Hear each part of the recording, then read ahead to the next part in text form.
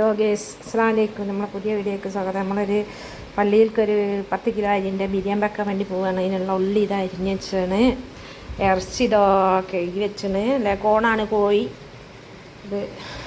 പിന്നെ പച്ചമുളക്, ഇഞ്ചി, വെളുത്തുള്ളി, ചപ്പ്, പുതിന, തക്കാളി ഇനിയും കൊണ്ടിരിക്കുകയാണ്. പിന്നെ അതാ തൈര് എല്ലാം റെഡിയാക്കി വെക്കും.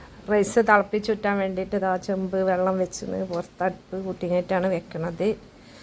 ഉള്ളി ഇതാ അടുപ്പത്ത് വെച്ച് കുറച്ച് ഓയിൽ വെച്ച് ഒന്ന് വാട്ടിയെടുക്കാൻ പോവുകയാണ്.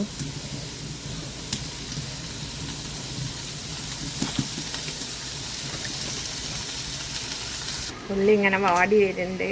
ഉള്ളി ഒന്ന് മനസ്സിലായിട്ടൊന്ന് വാട്ടി അതിലേക്ക് തക്കാളിയും കൂടെ ഇട്ടെടുക്കാൻ പോവുകയാണ്. തക്കാളി ഉള്ളിയും കൂടെ ഒക്കെ ഒന്ന് വാട്ടിയാൽ മസാല നല്ല സോഫ്റ്റായിട്ട് നിൽക്കും. ഇട്ടെടുത്ത് ഞാൻ തന്നെയാണ് വീഡിയോ എടുക്കുന്നത്, അതുകൊണ്ട് ആളില്ലാത്തതുകൊണ്ട് ഇങ്ങനെ ഇടണേ കാണിക്കാൻ പറ്റിയില്ല. അരി ഇതാ ഒരു 3-4 കഴുകലൊക്കെ കഴുകി വൃത്തിയാക്കി അരി തിളച്ച വെള്ളത്തിലിടാൻ വേണ്ടി പോവുകയാണ്.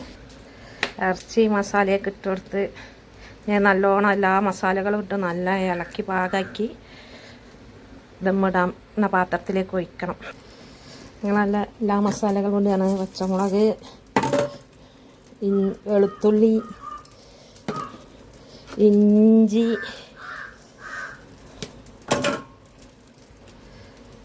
തൈര് ഒഴിച്ച് കൊടുക്കുന്നുണ്ട്. പിന്നെ ബിരിയാണി മസാലൻ്റെ പൊടി കുറച്ച് ഇട്ട് കൊടുക്കുക. ഇത് പുതിന, കരിയേപ്പിൻ്റെ ഇല കട്ട് ഇനി കുറച്ച് ഉപ്പ് പാകത്തിന് ഇട്ട് കൊടുക്കുന്നുണ്ട്. ആദ്യം ഉള്ളിയിൽ ഉപ്പിട്ടീനി, അത് കുറച്ച് ഉപ്പും കൂടി വേണം, അതും കൂടി ഇട്ട് കൊടുക്കുന്നുണ്ട്. വെച്ചിട്ടുണ്ട് ഇവിടെ.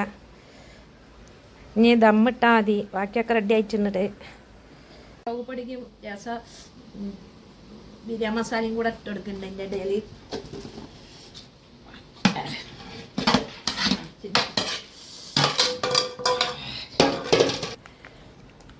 നെയ്യ് ഇങ്ങനെ വെച്ചെടുക്കാണ്.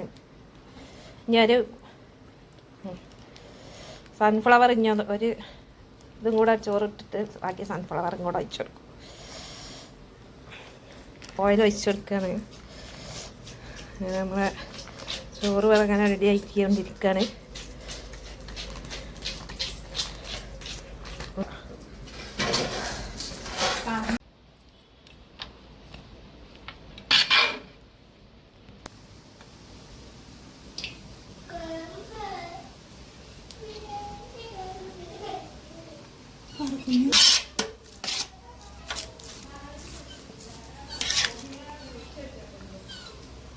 ചോറൊക്കെ അങ്ങോട്ട് റെഡിയായി. ഒക്കെ കോരി എടുത്തിക്കണ്.